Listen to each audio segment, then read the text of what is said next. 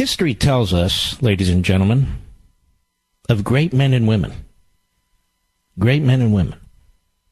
who have exceptional courage, who stand against the mob, who stand against the tide, who stand against tyranny, when doing so, can destroy them. Brett Kavanaugh is an innocent man as I speak to you this moment. He is an innocent man. He hasn't been convicted of anything. He hasn't been charged with anything. His accusers given the benefit of the doubt by our society, by the media, by the Democrats, by Jeff Flake, by many of the Republicans. Why? She comes forward in a politically timed way after 36 years without a single witness, without any corroboration, without any evidence. Dr. Ford has never been investigated, not once, by the FBI. Not once. I don't know who she is. Do you? I don't know anything about her. Do you? She pops up on the radar and makes it possible for the Democrats to destroy a judge who until that moment had a stellar reputation. Had a stellar reputation.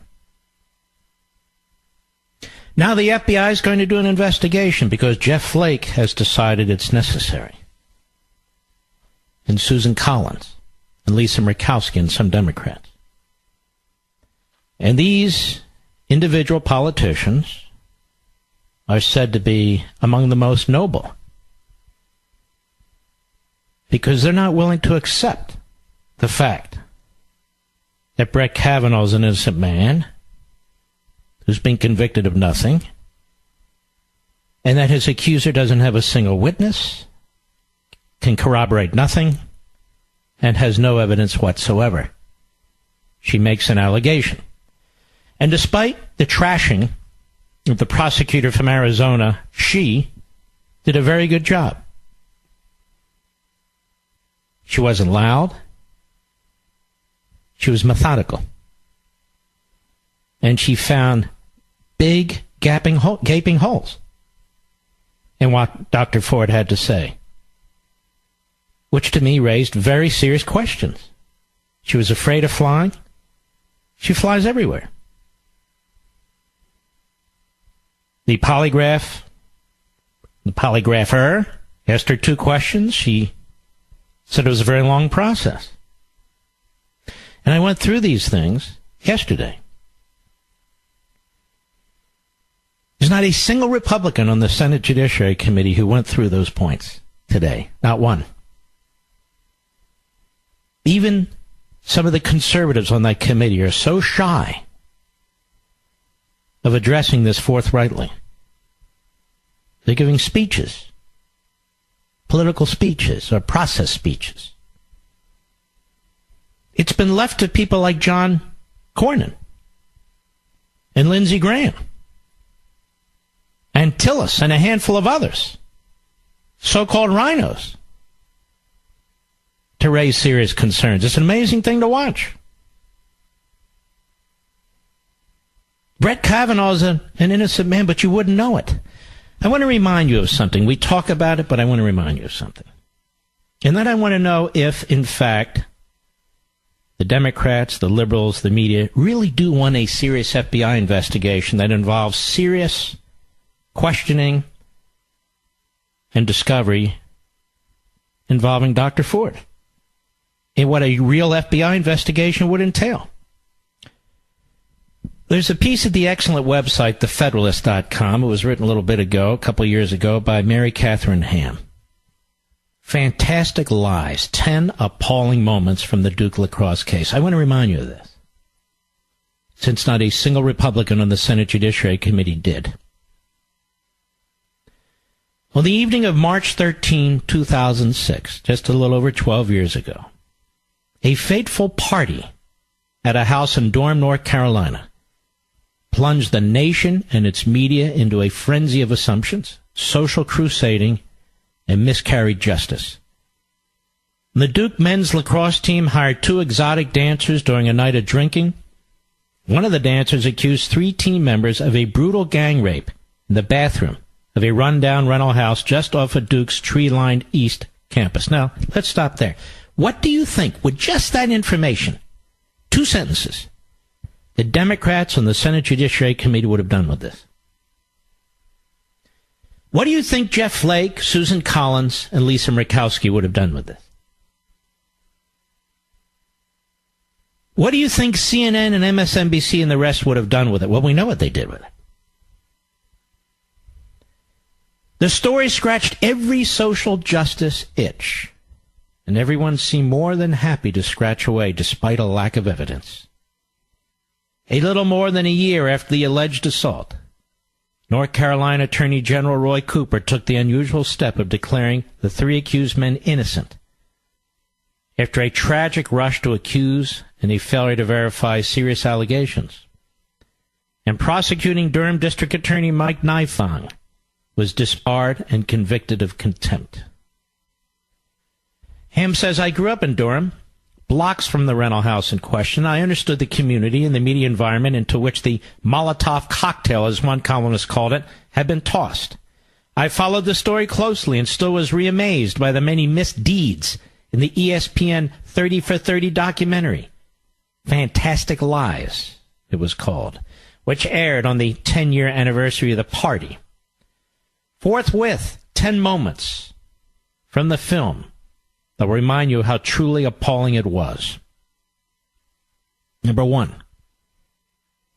Prosecutor Nifong conducted frequent media interviews after the story went national. Fox News, CBS, MSNBC, Newsweek, describing players as uncooperative and worse, and assuring their conviction as part of his primary election campaign. What he didn't do was talk about the accuser, Crystal Gail Mangum, about her story. How closed off was he from alternative theories of the case? Quote, we tried to convince him that we had a story to tell ourselves. Mr. Nifong put his hands over his ears and said, I don't want to hear, said Wade Smith, attorney for accused player Colin Finnerty.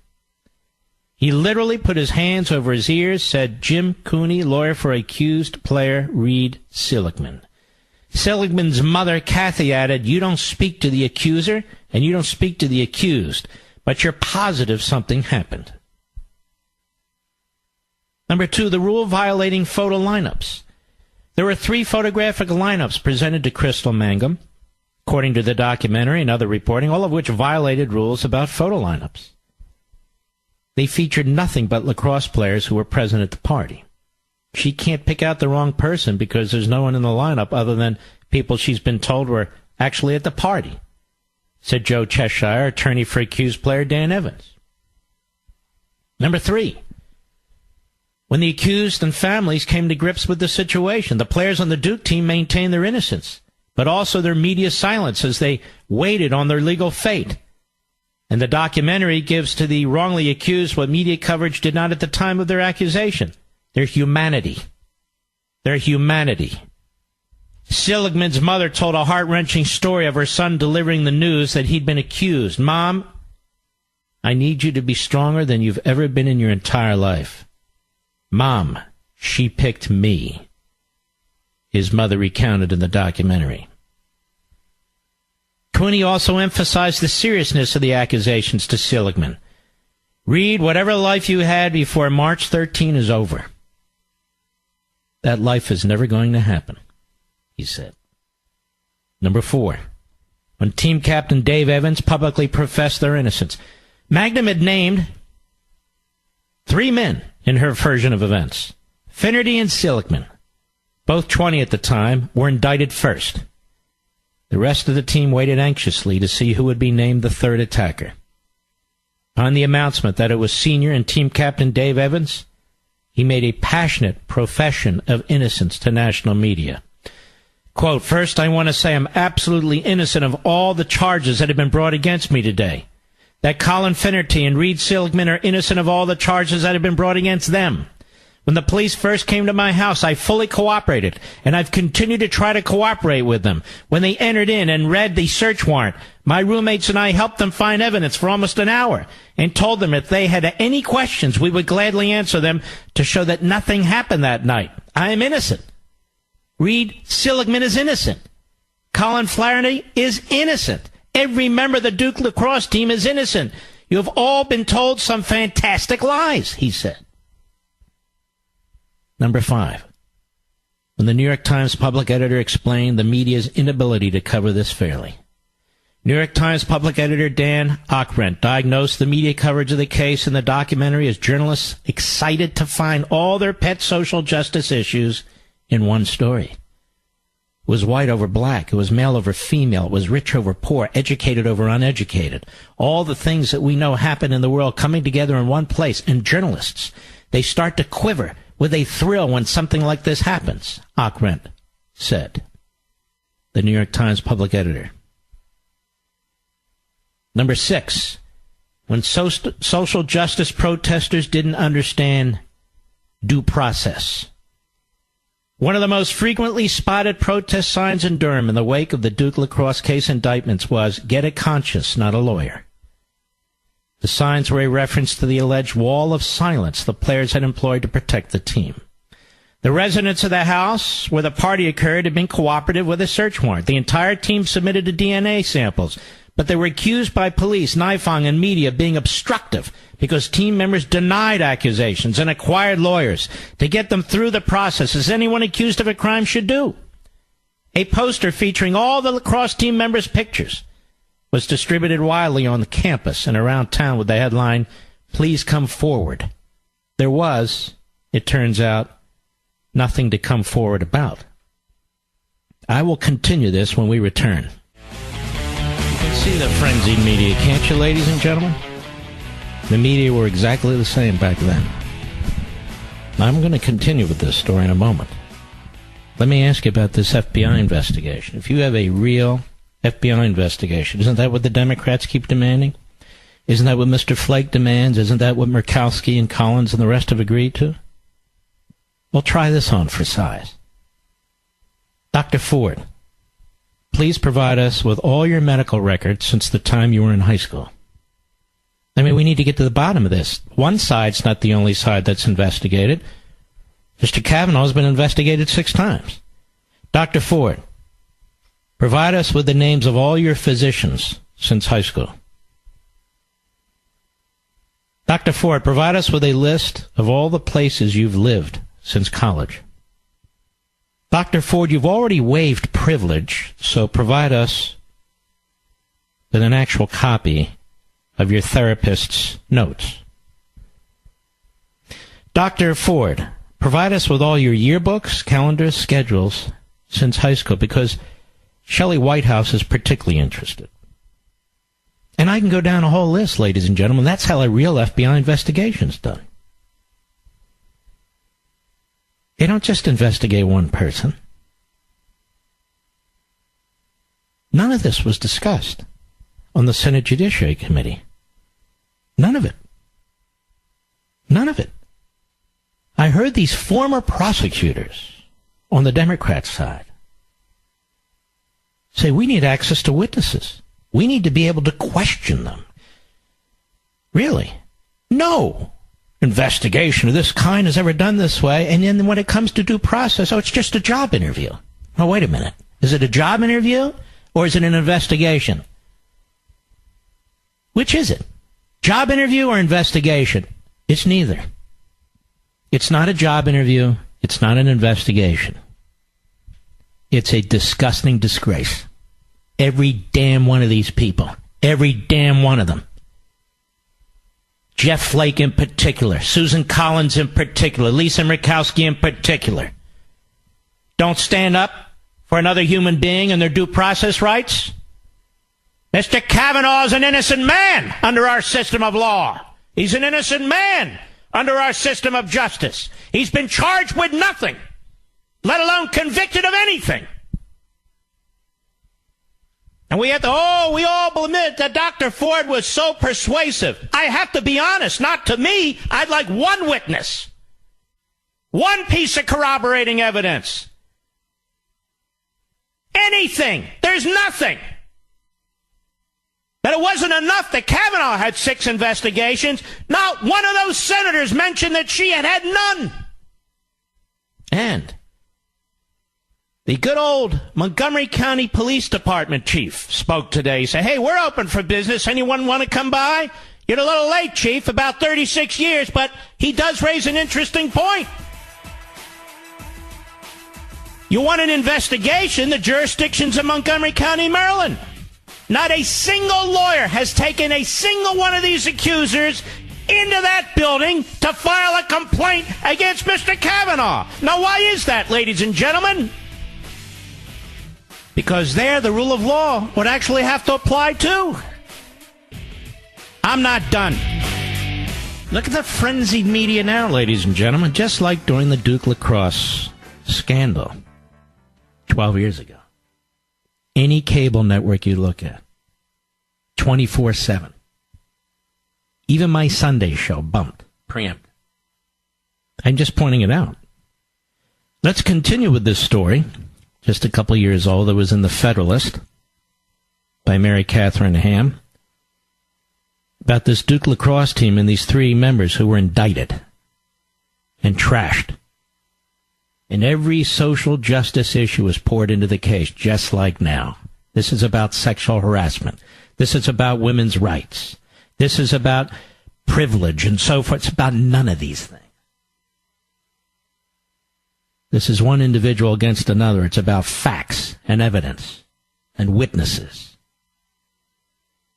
And Dr. Ford and her lawyers and the Democrats on the committee and the media and certain Republicans have had months to provide us with anything, something. We get nothing.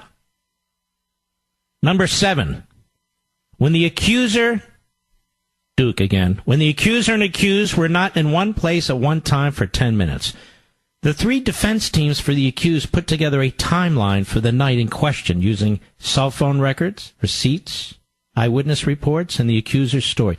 Sounds a lot like Judge Kavanaugh's calendar, if you will. It became clear that there was no time during the window alleged in which all 3 young men and Magnum, the stripper, were in the same place for long enough for an attack to happen.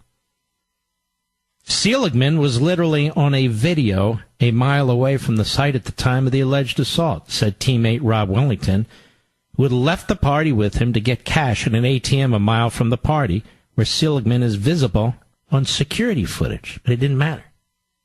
Number 8, when a coach stood by his players, he lost his job. Coach Mike Pressler had been coaching Duke's lacrosse team for more than 15 years. During that time, the team had made many NCAA tournament appearances and an appearance in the championship game in 2005. When the story broke about the party and alleged assault, he stood by his team, arguing the season should not be canceled until evidence emerged. Evidence! They'd been expected to be national championship contenders again. But the university fired Coach Pressler. He went on to settle with Duke for wrongful termination. He's now the head coach at Bryant University and coached the national men's lacrosse team in 2010. Quote, I was actually advised to distance myself from them, and at the time, that was like blasphemy, Pressler said in the documentary. Number 9. When a young lawyer had a Perry Mason moment that revealed a conspiracy. D.A. Nifong at a private DNA lab processed samples after the state's public lab came up empty, producing conclusions more favorable to Nifong's case. I was pretty curious to know, how could our state crime lab and this private lab come up with 2 pretty fundamentally different conclusions, said attorney Brad Bannon. Nifong handed over 2,500 pages of raw, technical DNA data to the defense. Bannon bought a book on Amazon about forensic DNA and went to work, and he discovered unidentified DNA for numerous men in and on Magnum and her clothing that hadn't been reported. He found notes indicating lab director Brian Meehan's DNA was also present. So a PhD doing everything he cannot to contaminate the DNA leaves more DNA in this rape kit than the entire Duke lacrosse team put together, Cooney said. At a hearing 9 months after the party, Nifong tried to take the defense by surprise, presenting Meehan as his DNA expert before they had prepared to cross-examine him. The defense team decided to have Bannon question him on the spot anyway. It became fairly clear, about 10 or 15 minutes into it, that the expert realized that Brad Bannon knew what the hell he was talking about. The defense team confronted Meehan with whether he'd agree with Nifong to withhold some DNA results. There's only one answer to this question, and that answer being yes, because we did not report the reference profiles of those specimens, and we did talk about reporting those. Number 10.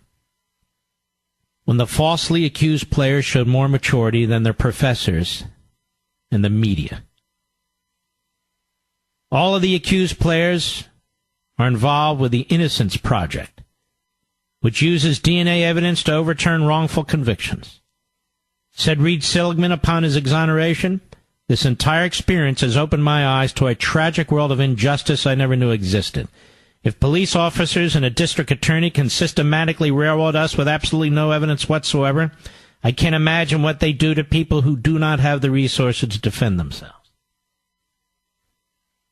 Cannot imagine what they would do. An entire political movement. 99% of the media. And powerful senators, this is me speaking, are out to destroy them. To this day, most of the Duke faculty and leadership who prejudiced the lacrosse players remain in their positions and have never apologized. Media figures who apologized or retracted are few and far between. Instead, most coverage offered grudging reporting on the dismissal of the charges. 10 years later, despite a recent lesson in humility with the Rolling Stone UVA rape story, some of that grudging tone remains. As in Slate's write-up on the documentary, quote, "It's a bizarre experience to watch a documentary that expects the viewer to root for a bunch of accused rapists." Now, what's being done here is a railroad job. It's a railroad job. In 1,000 different ways. When I watch this, Shelley Whitehorse today pull out a board, a little box from one of the dates provided by Kavanaugh and his schedules and calendars that he kept. And there were numerous names in the box, and he only circled 3. "You see, ladies and gentlemen," he says, "look at this. These 3 witnesses who Dr. Ford says were at the party. Here they are the same night together." Now, the fact that Mr. Kavanaugh doesn't name Dr. Ford or her friend Leland is obvious. Why would you name the women when you've just been molesting somebody? This is a very evil man. He's testifying for the prosecution. He is the prosecution. That information showed nothing of the sort. It presents no evidence, no substance, nothing whatsoever. And he failed to mention there were other boys mentioned in that box. And yet he did it. I watched Klobuchar go on and on about social justice. Go on and on about what women feel when they're sexually abused. And I know it's horrific because that happened to somebody that I know. That's not this case. Mr. Kavanaugh's innocent. He's been charged with nothing. He's been charged with nothing. He is an innocent man. There's not a single witness who can place him in that bedroom. There's not a single witness who can place him in that room at that club. There's not a single witness who can place him with Mark Judd in the hallway laughing as they're going down the steps. There's not a single witness who can place him anywhere in that community on that alleged day. This is a railroad job. The Democrats are embracing Dr. Ford not because they give a damn about Dr. Ford any more than they gave a damn about Juanita Broderick or Mary Jo Kopechne or Kathleen Willey or Paula Jones. They supported Bill Clinton through all of his sexual marauding. They supported his wife, despite the fact that she trashed those women. We actually have George Stephanopoulos, a new major media figure, asking questions about the Kavanaugh matter when he led the war room, trashing the women. We have media outlets where there are sexual molesters who they have reluctantly had to suspend or remove, for whom they covered up for years. We have members of Congress who have secret settlements with American taxpayer dollars with women who they've sexually assaulted or sexually harassed. And we were told it's pervasive, and we don't hear about it anymore.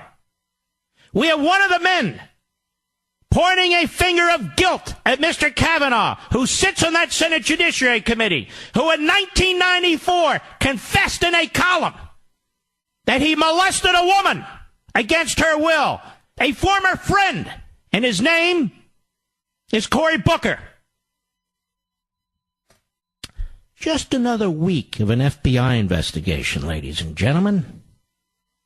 Just another week. All of a sudden, the Democrats like law enforcement. All of a sudden, they support law enforcement.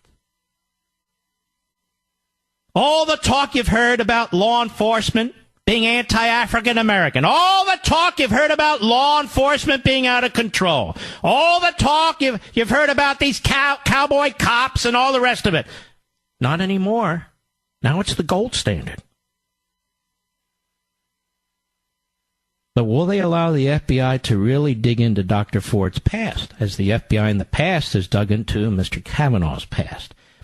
If you do that and you're a United States Senator, you're a bully who hates women. You're a bully who hates women. I'll be right back. I want you to understand this so-called story has the media in a frenzy. Their ratings are going through the roof, which means their ad rates will go through the roof. This isn't a search for truth. You need to understand what I'm telling you. All the programming is zeroing in on this. They're glad this is going on for another week. I'm concerned about the Republic. I'm concerned about our future. That's where my head is. And I know that's where yours is too. But they're counting on you. They're counting on you to be glued to the TV all weekend watching this stuff. Count me out. Nothing's going to happen over the weekend. Zero. Jeff Flake. Who is Jeff Flake? Didn't take me long to dig up a little bit of information. There's a piece in the Wall Street Journal 6 years ago called Flake's Flip Out. Now I want you to listen to this. What happened to Arizona's principal conservative congressman, Jeff Flake? He was a congressman, then he ran for the Senate. Well, it appears that the tightening polls in his race against Democrat Richard Kavanaugh, which Mr. Flake once led by double digits, has got the congressman in a defensive crouch. And looking small isn't very becoming. First came the Republicans' retreat from his prior support for the Americans for Tax Reform tax pledge. The only pledge I'd sign is a pledge to sign no more pledges, he vowed in a debate last week. Then his campaign released an ad that accuses his opponent, a former U.S. Surgeon General and combat-decorated Vietnam vet, of having, quote, issues with anger, with ethics, and with women, unquote.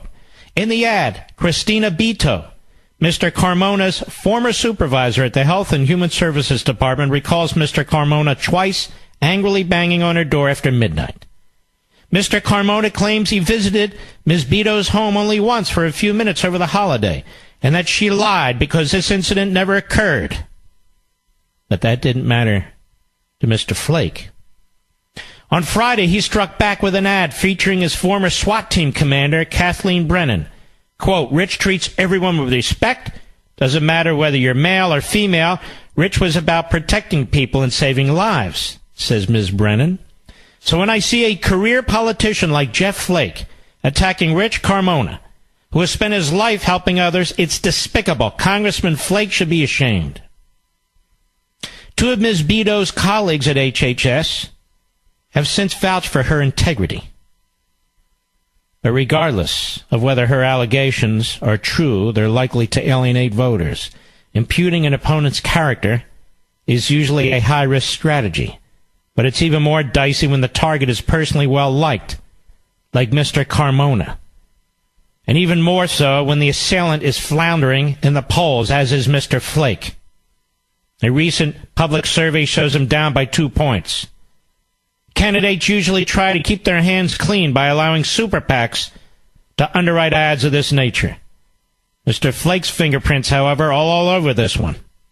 The ad begins with the candidate saying he approves the message. Maybe Mr. Flake figures the spot is merely payback for all the Democratic ads that accuse him of trying to gut veterans' benefits and deny women essential medical care. You see, ladies and gentlemen, Mr. Flake has figured out that if you want to be loved by the media, you want to be loved by the left, then you need to be a maverick, particularly when you spend every waking hour trashing the President of the United States. And I suspect this is Mr. Flake's swan song. He's going to teach Trump a lesson, you know. He's not this goody two-shoes that the media expects you to believe. Are you, Mr. Flake? I'll be right back. Let's see here. The lawyers for Dr. Ford are insisting that there should be an investigation with no limits, time or otherwise. These Republicans are such damn fools. And you know what? It's not even the Republicans generally. It's three of them. And it's almost always the same damn three. Susan Collins, Lisa Murkowski, and Jeff Flake. And they think they're independent. They're not independent. They have no courage whatsoever to stand up to this mob. Now, ladies and gentlemen, I don't define my character by what the left demands. I don't define justice by what the left demands.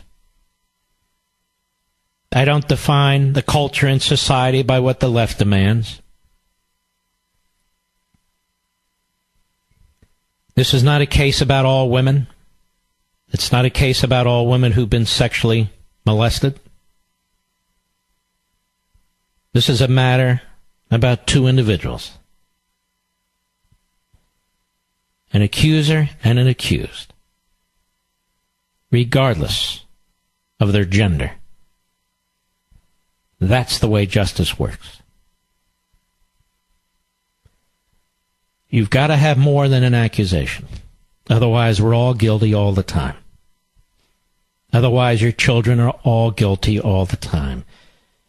This spectacle in the United States Senate, the Senate Judiciary Committee, wouldn't be allowed in an elementary school where there's an accusation.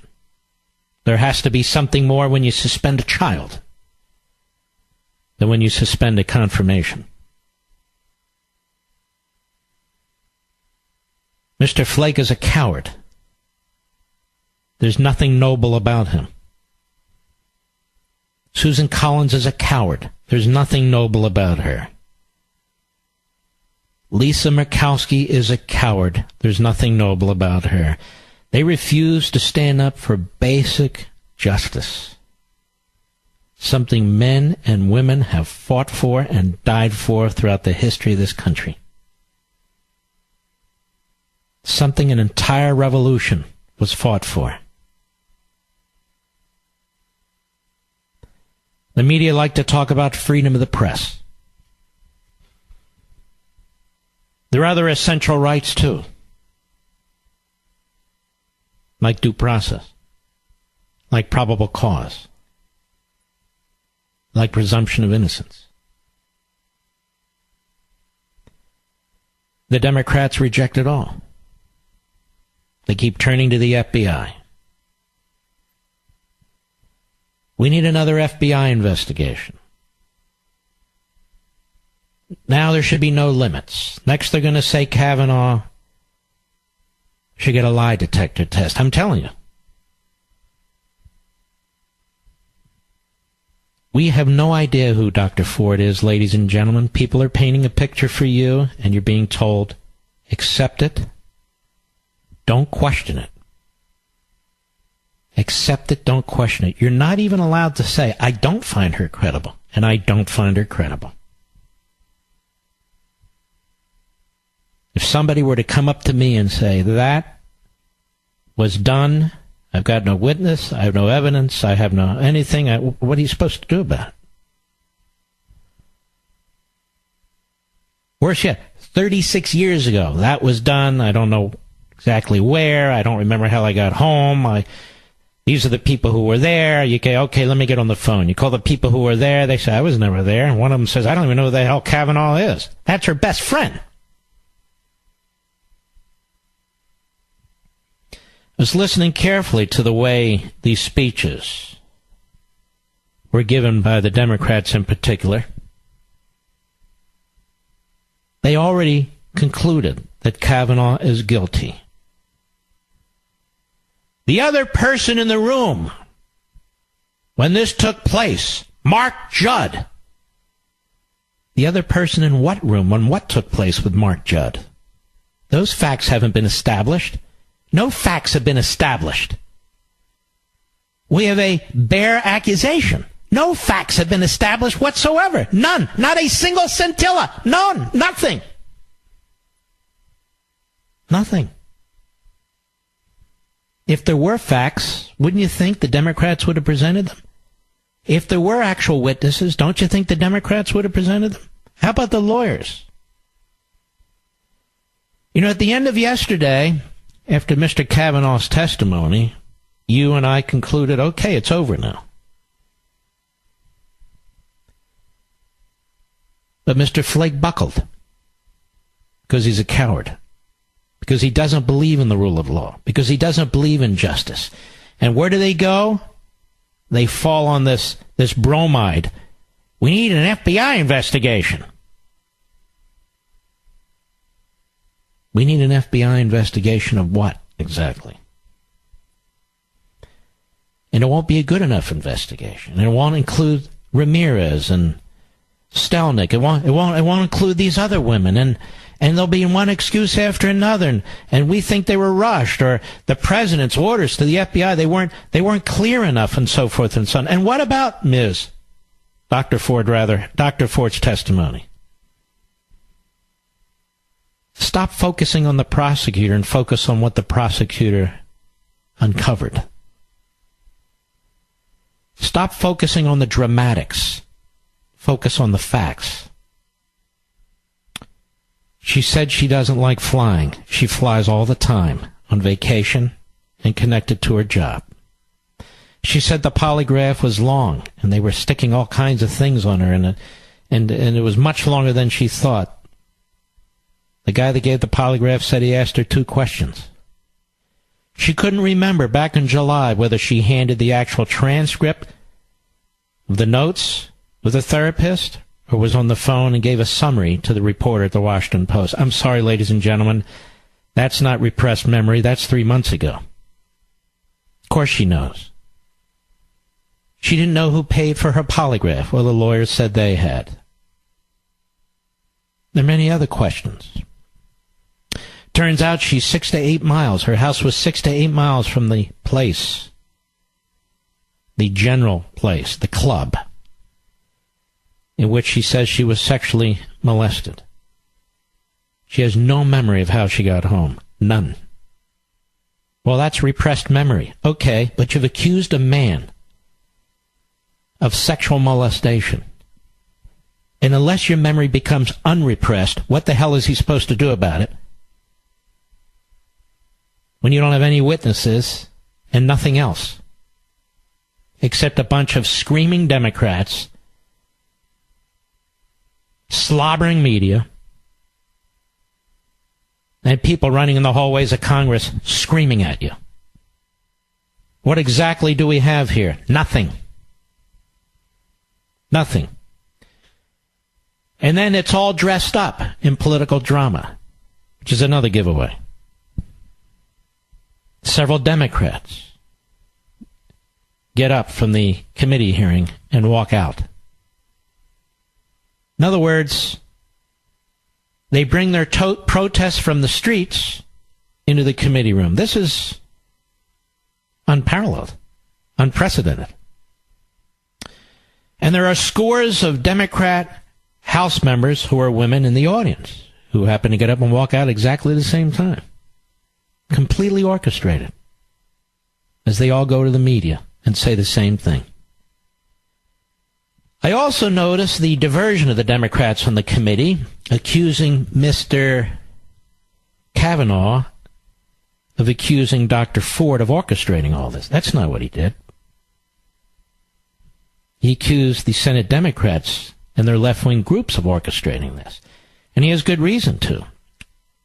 As I demonstrated on TV last week, and I've got memos right in front of me. If you have Men in Black, it's in the appendix. Memo after memo, page after page, strategy session after strategy session between Democrat members of the Senate, Dick Durbin, Chuck Schumer, Patrick Leahy, and others, with left-wing groups. Delay the proceedings. Put off the hearings. Delay the proceedings. Put off the hearings. One of them even talks about the FBI. It's their old book, ladies and gentlemen. 2002, 2003 memos. It's their old book. It worked in blocking a ton of George W. Bush's circuit court nominees, and they figure it'll work again, and it will. What's another week?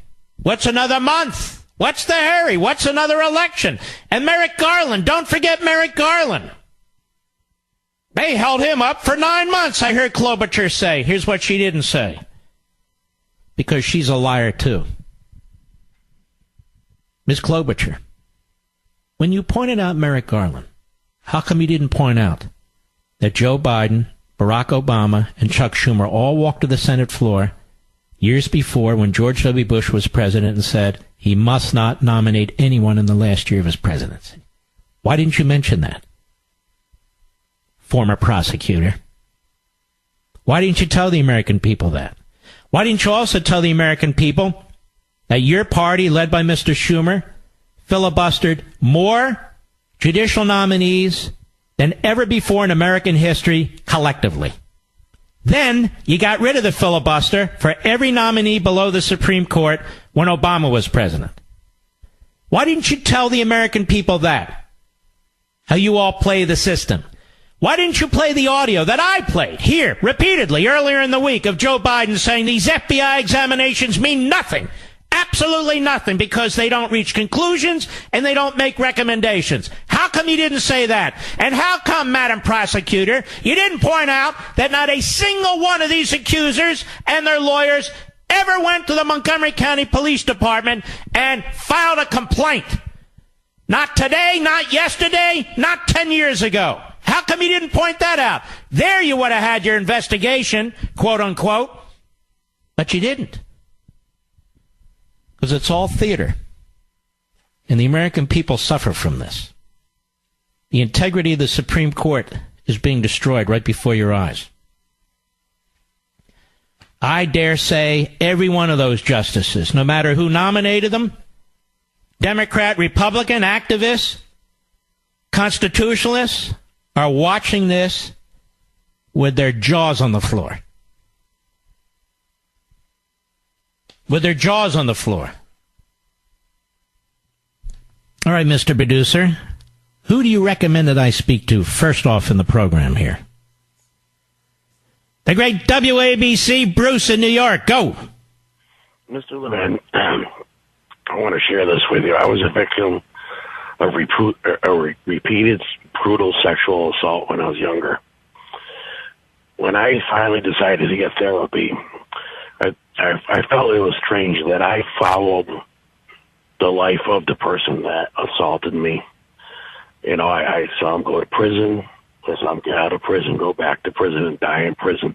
But I always wanted to know that person was there.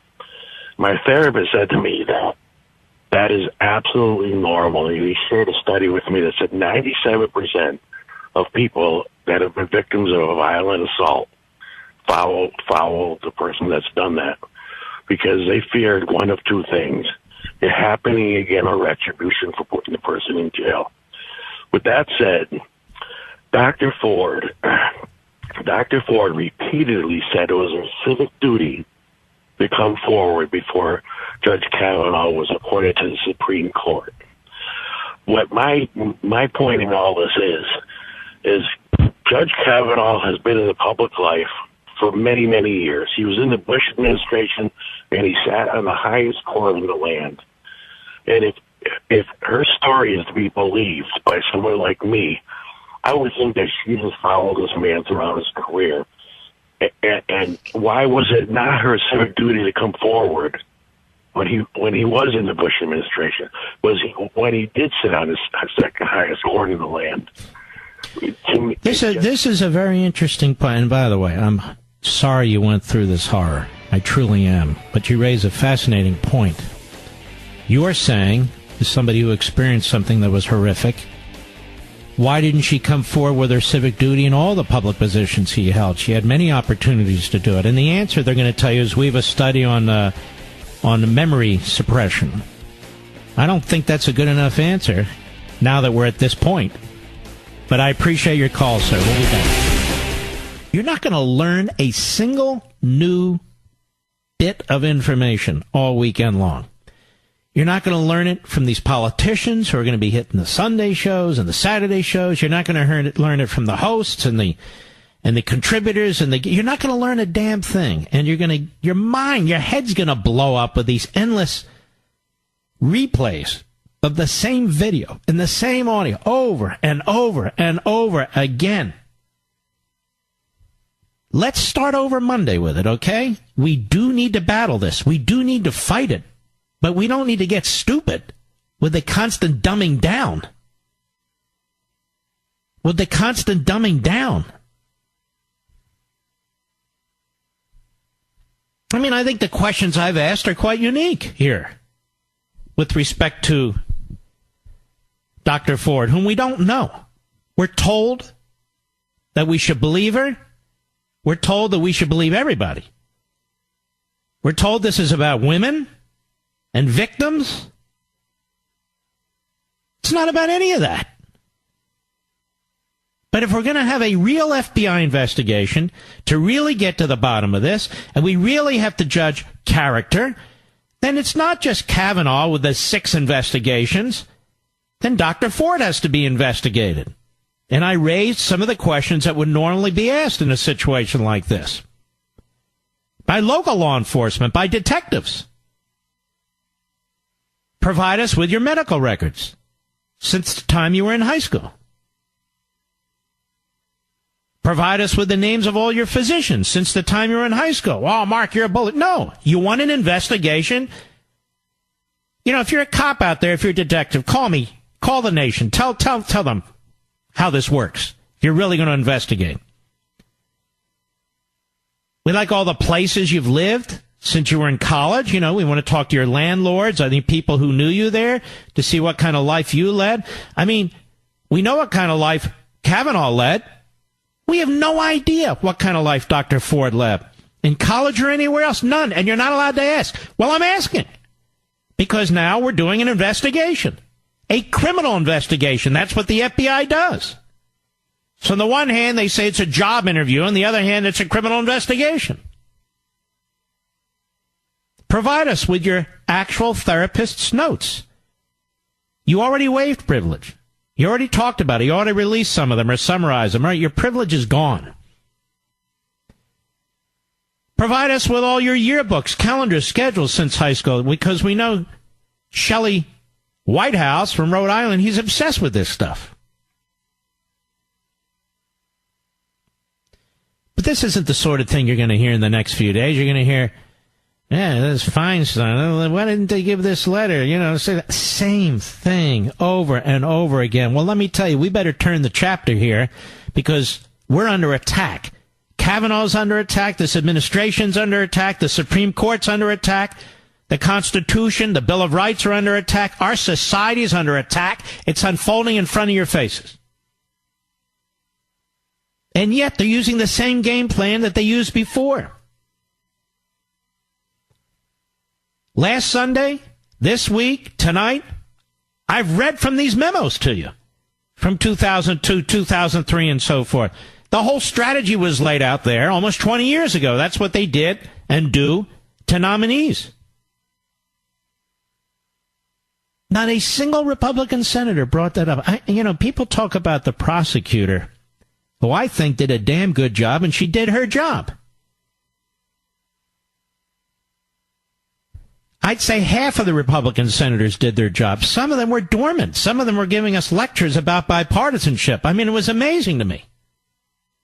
Or very passive in their explanation of the process. You have an innocent man here who hasn't been charged with anything, where somebody comes out of nowhere, 36 years after the alleged fact. Not a single witness. She doesn't even mention that she discussed it with her parents. Nobody. Not a single person she cites was at the party. Nobody even knows there was a party. She doesn't know how she got home. You're not allowed to ask this. Well, I'm asking it. You want a criminal investigation? This is the tip of the iceberg. I don't care what the ABA said then and the ABA says now, or 1,200 letters from people who want to hold in arms. What do they know? They don't know a damn thing. Or this psychologist report, or this psychiatric report, and this report, and that report. What the hell are we doing here? Goes back to the beginning. The left believes they own the Supreme Court. It's their own little Politburo. And if you get close to getting 5 on there, they go to war. That's the bottom line. And it's not just about abortion. It's about whatever they want it to be about. Obamacare, you name it. Immigration. You know, they try to stuff the ballot boxes as it is. They will not allow these states to clean up the voter rolls. Anytime the states try to insist that you got to show some kind of a real ID in order to vote, they accuse you of racism, which is really preposterous. Anytime they try to clean off the voter rolls so people who are registered in 1,200 places don't get to vote in 400 places, you're a racist. And we allow this. You look at the goons on TV, the loudmouths, the knuckleheads, going on and on, the Tubins of the world. Bring race into this. Race. When Clarence Thomas was nominated, who were the racists? They were the racists. So you can never win. You can never win. So you got to fight them. You got to fight. But if I hear one more audio or see one more video of Jeff Flake, or one more audio or video of Kamala Harris, or one more audio or video of some idiot on The View, Behar, a flunky out of radio. If I see one more, the repetition over and over and over again, drive up the numbers. Are you serious, folks? Is this what you want to hear all weekend long? It's not what I want to hear. I'm often doing this show at a great disadvantage, technologically speaking, aren't I, Mr. Producer? Sometimes our backup system, our ISDN, dies. and then I'm broadcasting through our internet backup. Sometimes the computer freezes, as it is now. So I'm just talking to you as another human being, giving you information that I have, stored up in my mind over all these decades of research and reading and doing the things that I do. And frequently, the call screen putzes out. So Mr. Producer has to kind of slip me a text or an email. So let's go. Let's talk to you folks a little bit, too. It's Friday, after all. Let's go to Kerry in L.A., the great KRLA, 870 AM, The Answer. Go right ahead, please. Mr. Levin. You got it. Hey, so huge fan. Really love your show, and thank you. I listen to you on a podcast mostly, but I've got CRTV, and I'm glued to the TV on Sunday. Well, I'm not there at 10 this Sunday, so there's nothing to be glued to, really. But thank you very much. I appreciate it. I know. So, listen, my question is, there's this great guy, patriot extraordinaire, 33-year veteran, broke. Think you know him, Mike Flynn. Mm-hmm. And I'm just wondering, is there any chance that Mr. Kavanaugh could step in the same landmine, so to speak? No, I don't think so.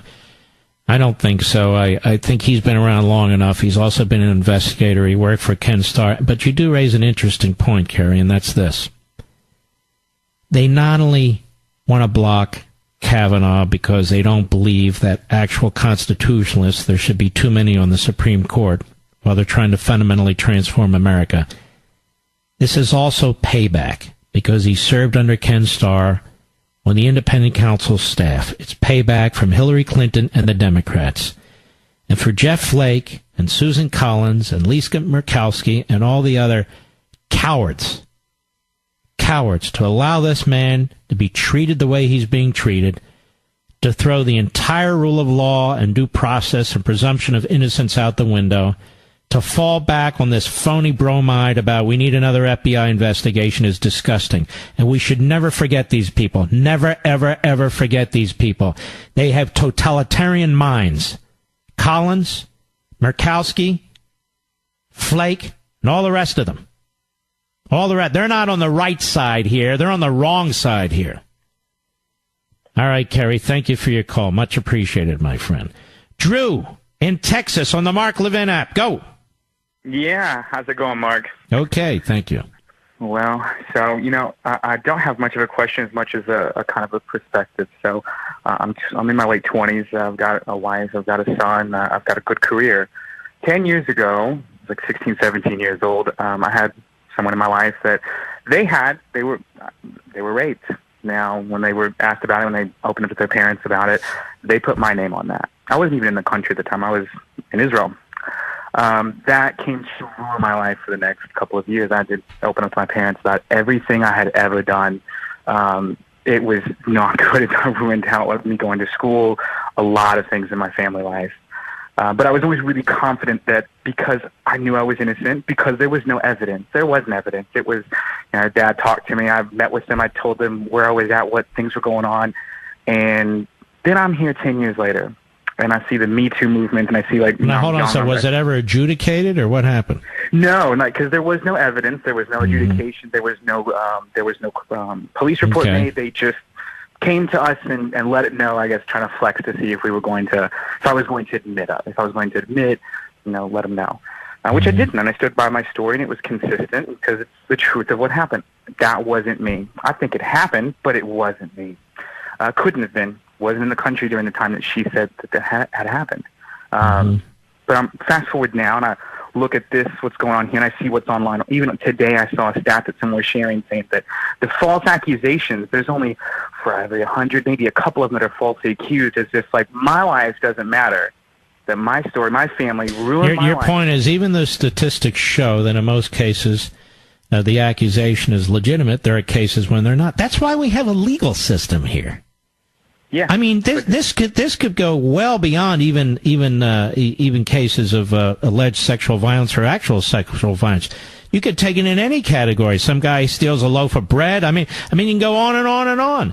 If they bend over backwards for terrorists, they bend over backwards for mass murders, they bend over backwards for people who've either pled guilty or have been convicted. They call it criminal justice reform. Here you have a guy who's been a judge for 12 years. He served in the Bush administration, no witnesses, no nothing. And they're upset, you see, because they don't like the Democrats on the committee the way he reacted. Well, let me ask you a question. What if every damn member on that committee was accused of what he's accused of? Gang rape. What if every damn member on that committee was treated the way he's being treated? You think they'd sit there? You think they'd sit there like some kind of a stone? Look how thin-skinned they are already, walking out. We don't like the way we're treated. How would you like to be accused of a crime without due process, without the ability to defend yourself? What do you think about that, Kamala Harris? What do you think about that, Leahy? For God's sakes, of course the man's angry. He's got 2 little girls and a wife. And nobody bends, the Democrats don't say treat him fairly and bend over. No! They accuse him of being an ugly drunk. They accuse him of all kinds of insidious and just poisonous things for which they have nothing whatsoever. And then they dare sit there and lecture America about the committee process. They can take that damn committee process and that table and every chair in that committee and shove it. How dare they? I'll be right back. How about Jerry, Passaic, New Jersey, the great WABC? Go. Watching these hearings was like watching the Politburo and the Communist Chinese, number one. Number two, what Dianne Feinstein did was an absolute disgrace. And to say she didn't leak that, you'd have to believe in Alice in Wonderland, and I got over that many years ago. And number three, the leader of the Republican Party over there, Grassley, is an absolute disgrace. He bent over backwards, one postponement, two. After the second time, it's not Grassley. It's McConnell's calling the shots. Well, then he should have stopped after the second time. McConnell is the so-called leader. Does he seem like a leader to you? To me, he seems like a pancake that's been out. They should have voted on this last week. They knew the mob was coming. They know they have cowards who will stare justice in the eye and blink, by the name of Flake, by the name of Collins, by the name of Murkowski. You know, ladies and gentlemen, these people should be hearing from you, not just the left, not just the media. If you're civil and polite, which you should be, these people need to hear from you. I don't understand it. I see all these radical kooks in Congress. I see all the protesters in Congress. I see all this stuff going on. There should be a massive effort by you, the American people, to contact these officers again, politely, civilly, and say, hey, look, we want this man confirmed. We know that this is a railroad operation going on here. This is like the Duke lacrosse team. Now, you either stand up for justice or you don't.